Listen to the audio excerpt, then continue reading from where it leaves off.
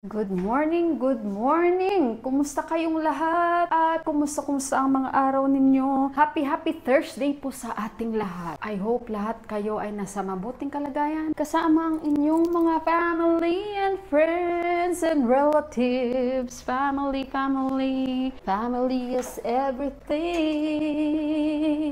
Kumusta kayong lahat? Ako ay nagluluto-luto na naman dito sa kusina as usual. Sibuyas, patatas, and ito yung white black-eyed beans. So, nagpapakulo ako ngayon ng bamboo shoot. Kasi nga may natira pa kami, di ba? Sabi ni Deepak, gusto niya daw kumain yan. Kasi nga, favorite talaga ni Deepak yan. Then ako, naging paborito ko na rin. May choice pa ba ako? Kumusta ang mga araw nyo, guys? Alam nyo ba kagabi? Siguro natulog ako mga 11 na. Gawa nga ng nag-overtime ako. Nubos ko yung mga tupiin ko, guys. And today, bala ko na naman maglaba. Everyday ako naglalaba kasi ang hirap ng weather namin dito, guys. Hindi siya stable. Katulad niyan ngayon, mataas ang araw. Tapos mamaya-maya, mga biglaan na lang, iitim na yung mga kaulapan. Uulan na siya, bubuhos ng malakas na ulan. Like kahapon, hindi siya talaga umulan buong araw. Pero alam nyo yun, kinagabihan, kahiga na kami, mga 11 na siguro pasado. Grabe, guys, ramdam ko yung pagbuhos ng ulan. As in, grabe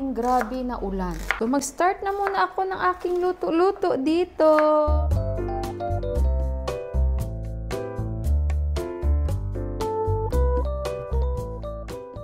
Okay guys, may papakita ako sa inyo guys kasi bahay dito ng Putsukan. Putsukan din ba yan sa Tagalog? Yan o. Actually kanina umaga ko pa ito nakikita. Siguro nanay ito, isusum ko. Yan o. Nanay siguro yan nagbabantay dyan. Or hindi ko alam buhay pa ba yan? Or ano, parang buhay guys kasi parang gumagalaw siya eh. Hindi ko na ma-zoom. Ayan, parang may itlog. So, sara natin. So, ayun guys, sabi ko kay Deepak, kuhanin natin yun. Kasi sabi ko, hindi na maganda pag lumaki nun. Kasi yung relatives nila guys, doon sa village, malaki ang bahay. Guys, grabe, sa terrace, na-vlog ko na yun guys nung pagpunta natin sa village. Sa terrace nila guys, grabe guys, ang laki talaga. Hindi yung ganun kalaki lang ha, ang laki. Hindi na nila kinuha, ewan ko ba kung bakit. Guys, ako ay nagtutupi dito. So, kanina natatawa ako. Pero bago yan guys, ayan, tingnan nyo yung mga tinupi ko. Yan na, tapos na.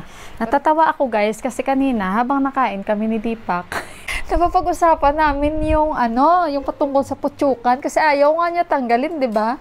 So sabi ko sa kanya, hindi naman pwede yun nga sabi ko na tayo yung mag-a-adjust. Hindi naman ito yung lugar na kung saan maggagawa sila ng bahay nila. Sabi niya kasi hindi mo lang naintindihan kung gaano yan sila ka-importante sa ecosystem natin.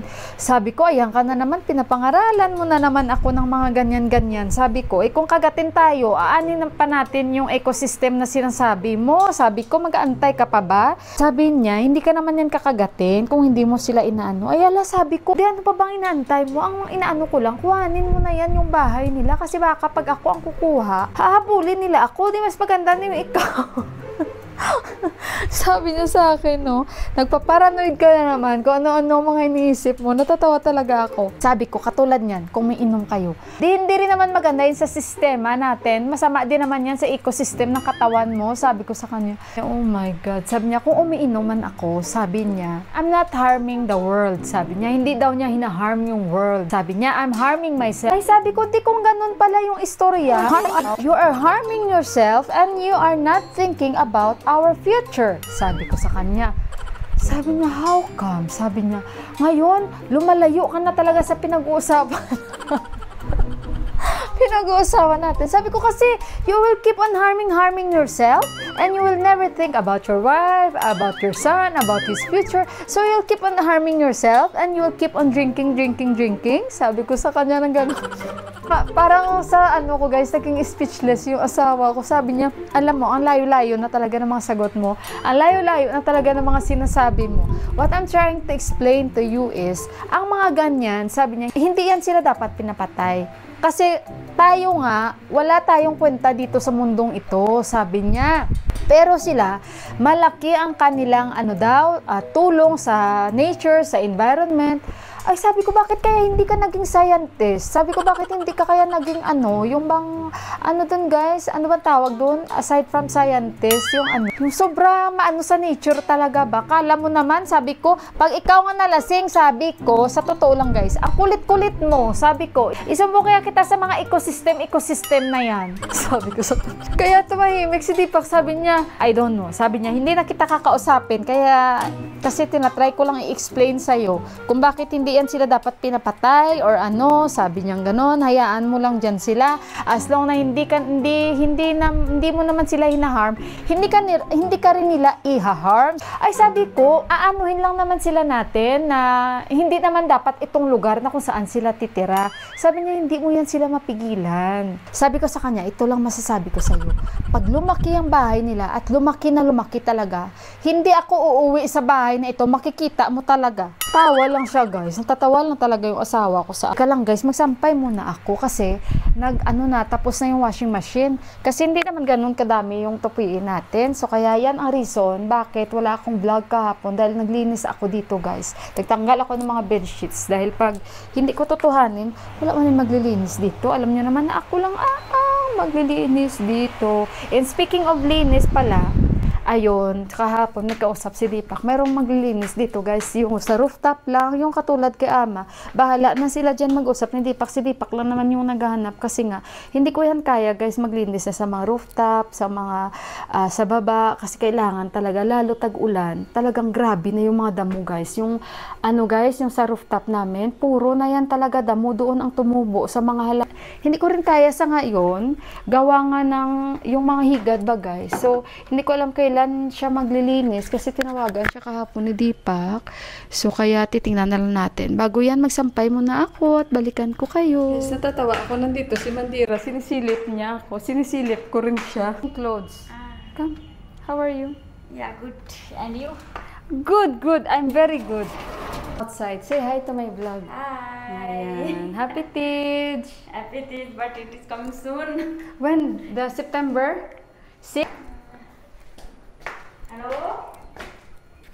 Maghang muna ako ng mga damit namin, guys. Hayaan ko muna siya. Kausap niya ata si Auntie. Nakasampay ko lang, guys. Ngayon umitim na naman yung araw. Dito kami ni Kanchi kasi nag-brown out. Birthday pala ni Indira, September 12, no? September 12. When Auntie will come? Sunday. Kasi nga, I'm asking when is Indira's birthday. I thought Indira birthday is September 16. Wait, I will make hot our spaghetti, guys. Kasi kakain kami ni Kanchi. Ala, oh. Yeah, it will rain. She is not fan of spaghetti. She don't have work. In your party to whom you invite? Everybody? Huh? My mom's side too much. Ito nila Indira. Yeah.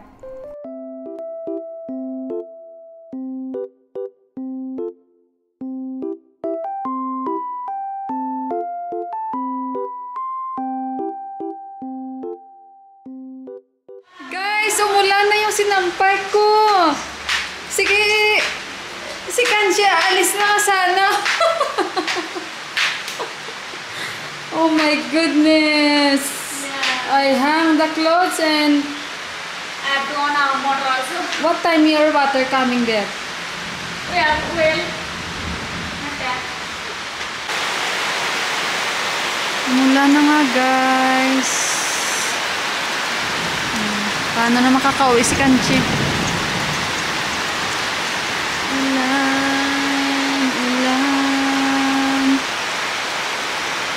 Pero dito banda, mataas ang araw. This side, sun is up.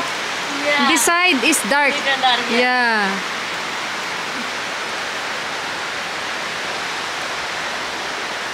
Big now, yeah? Yeah. Laki na sobra ito. It will become more big.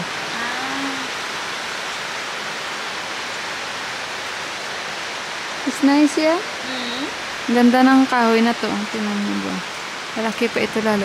Before they have their susilday, but they cut. Yung kapitbahay namin merong kahoy ganito, pero hindi nila lalaki pa lalo ito eh. Ayan na, tumigil na nga ulit. Ayan na. I told you, Kanchi, this kind of rain will not continue. suddenly.